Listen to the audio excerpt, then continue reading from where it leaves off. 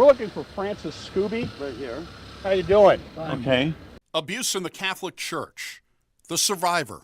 Brother Daniel comes out of the closet and yells, "Let's kill him." The alleged abusers. We're not going to answer any of that crap. We went through this with him. He's gotten all kind of troubles. For Mark Powell, the abuse took place 41 years ago in Davenport, Iowa. Francis Scooby sexually abused me when I was a minor. Today, some of the men who Mark Powell says abused him are living in this residential home in Chatham in Sangamon County. They call themselves the Franciscan Brothers of Christ the King. Their leader is this man, Francis Scooby. Mark Powell says Scooby abused him several times when the Franciscan Brothers were part of the Diocese of Davenport, Iowa. And Brother Francis, then in a car trip in Illinois, and then several times at the monastery itself. We spotted Francis Scooby in the passenger seat of a car leaving his driveway at his Chatham home. Do you remember him? Yeah, Oh, I yeah. certainly do. And he said that you basically molested him when he was a young man. He's as crazy as can be. Yeah. Mark was 17 when he joined the brothers. Don Davidson, who tells the I-Team he was also abused, joined on his 18th birthday. Within months, both men were targets for abuse. Both were monitored, so they could not contact anyone on the outside. This was truly a cult-like environment. The treatment of Powell and Davidson came to a head in the fall of 1977 when Powell was able to place a phone call to the bishop of the Davenport Diocese, Gerald Francis O'Keefe.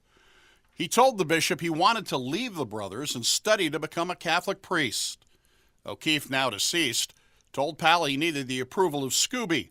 What Powell did not realize is the bishop contacted Scooby and told him about his call. When Powell asked for the recommendation to become a priest, Scooby asked him what would happen if he did not get the recommendation. And I said, "Well, brother, I guess I'm going to have to tell Bishop O'Keefe that you've been abusing me, and not only abusing me, but abusing Brother Don." And as soon as I said those words, Brother Daniel comes out of the closet and yells, "Let's kill him."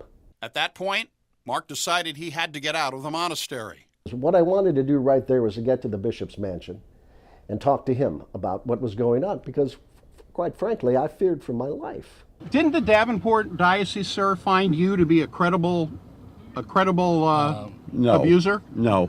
No. Never. Not that they told me, that's for sure. When he was with our community, I can't tell you what he did to me. So What's this your is name? it. I'm not going to say it. Are you connected with the Diocese of... Both Mark Powell and Don Davidson believe the driver is Brother Daniel Embrick, the man who jumped out of the closet. Despite his denial, Scooby does appear on a list of credible allegations against priests and brothers issued by the Diocese of Davenport. Also on the list is Brother Mark Quillen. Brother Quillen later became a Catholic priest and is now living under the name of Father Andrew Quillen at the Glastonbury Abbey in the Diocese of Boston, Massachusetts. In October of this year, the Davenport Diocese added his second name to the list of credible allegations against priests. Mark Powell, when he went to Bishop O'Keefe's mansion, was told he had to return to the monastery for one more night and he would be moved the next morning. The bishop asked him for one more thing. "I don't want you to tell anybody about this." Mark Powell eventually left the Catholic Church and today is a Lutheran pastor. 41 years later, it has been difficult to fully heal because of Bishop O'Keefe's request not to talk about it. It really put a damper upon my ability to heal, because if someone is abused and are surviving from that abuse, they have to talk about it. The Diocese of Springfield says the Franciscan Brothers are not connected to the diocese in any way, and they are not connected to a local parish in Chatham, which sits down the street from the residence where the brothers live. Mark Powell says despite what happened to him, he has never blamed God and enjoys his ministry as a Lutheran pastor. Each day I'm able to preach the gospel to those in front of me, to read the gospel, to be the ears and the love of Jesus of Nazareth in this world. For the I-Team in Sangamon County, Doug Wolfe, WAND News.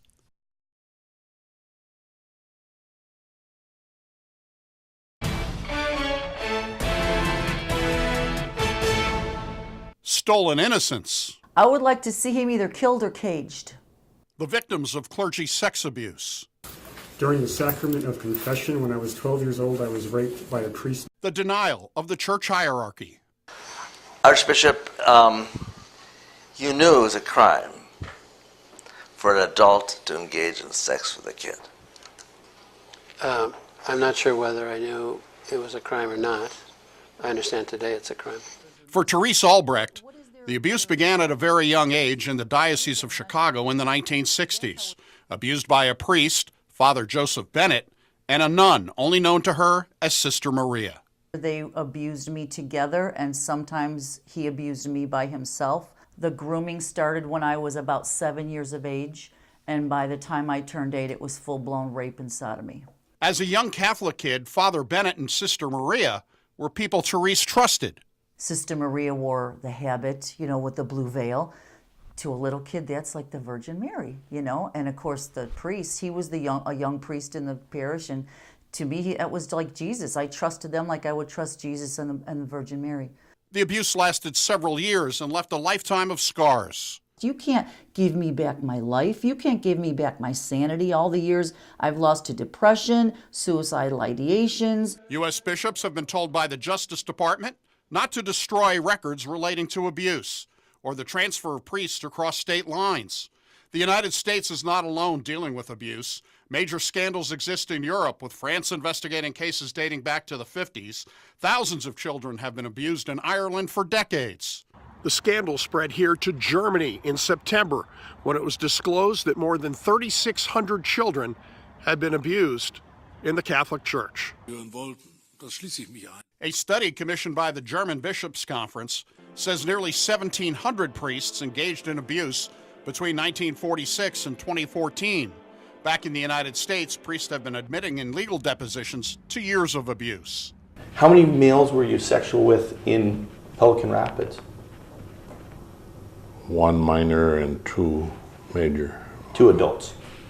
On November 1st, the Peoria Diocese said it will require 3 retired priests to step down from public ministry, including Father Dwayne Leclerc. Father Leclerc served in several central Illinois parishes, including this one here in Clinton and one in Wapella. The Peoria Diocese does not give exact details, but says Leclerc is accused of abusing a minor 30 years ago. For Therese, going to the Diocese of Chicago never produced an apology. They were disinterested, cavalier, just didn't seem to care. They would probably been happy if I would have put a bullet in my head, which I almost did. I was a police officer for 10 years, and I almost put a bullet in my head. Survivors suffer, and so do families, like the mother of a man who took his own life. She was a staunch Catholic, and she thought he was burning in hell. Yeah. It was heartbreaking. Physical abuse, threats that if Therese told anyone, her father would die, and a haunting rhyme from Sister Maria. The rhyme was, if you tell, you go to hell.